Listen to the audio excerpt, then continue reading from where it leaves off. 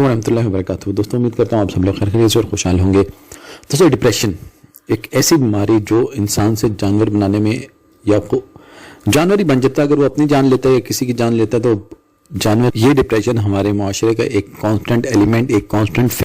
दोस्तों ये एक ऐसा जहर है जिसको हम लोग डिप्रेशन का नाम देते हैं कि ये हमें अच्छे और बुरे की तमीज में से निकाल देता है कि ये क्या अच्छा है क्या बुरा है। इसी के चलते एक माँ ने अपने 2 बच्चों की जान ले ली।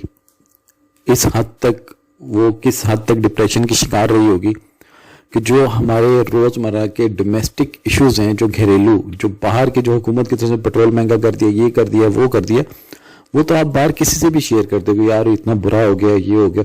लेकिन जो डोमेस्टिक घर के इश्यू होते हैं, जो डोमेस्टिक इश्यूज होते हैं, उनको कोई भी बाहर कहने से डरता है कि यार बदनामी हो जाएगी, घर बदनाम हो जाएगा, या उसकी अपनी खुद की बदनामी हो जाएगी, तो इस वजह से वो डरते हैं। अब इसी डिप्रेशन के चलते क्या हुआ है, लाहौर की नजमा बीबी ने अपने 2 बच्चों को गले में दुपट्टा डाल के उनका गला दबा दिया, उनको मार दिया। और उस संगदिल औरत ने ये बताया कि ये सब जो कारनामे हैं, जो उस पर इल्ज़ाम लगा था कि उसने किसी पीर के कहने पे किए, लेकिन जब तफ्तीश की गई तो उसे ये मालूम हुआ कि इसके शोहर ने दूसरी शादी की ख्वाहिश जाहिर की थी इसको 6 महीने पहले। उसके चलते ये औरत डिप्रेशन में आ गई। उसने एक और कहा कि आस पास के लोग कहते थे कि तुम्हारे बच्चे शरारती हैं, ये हैं, वो हैं। उन लोगों के कहने की वजह से, क्योंकि जॉइंट फैमिली में रहते हैं, जॉइंट फैमिली में इस तरह के मसले मसाइल हर बार रहते हैं कि तुम्हारे बच्चे बदतमीज हैं, तुम्हारे बच्चे शरारती हैं। अब छोटे बच्चे, अगर बच्चों में से शरारत को निकाल दिया जाए तो फिर तो बचपन ही खत्म हो गया ना। तो वो जो ताने थे, वो कहती इन तानों के चलते मैंने अपने बच्चों का गला दबाया। एक बेटी जिसका गला वो अभी दबा रही थी, ऊपर से उसकी जेठानी आ गई, जेठानी ने उसकी जान बचाई है उस बच्चे की।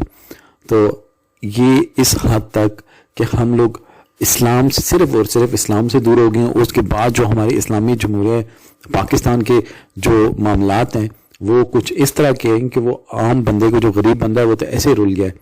तो हमें दोस्तों ज़्यादा से ज़्यादा कोशिश करनी चाहिए कि एक दूसरे का सहारा बने, ना कि हम अभी हुकूमत पे, हमें हुकूमत से कोई भी किसी भी तरह की तवक्को नहीं है।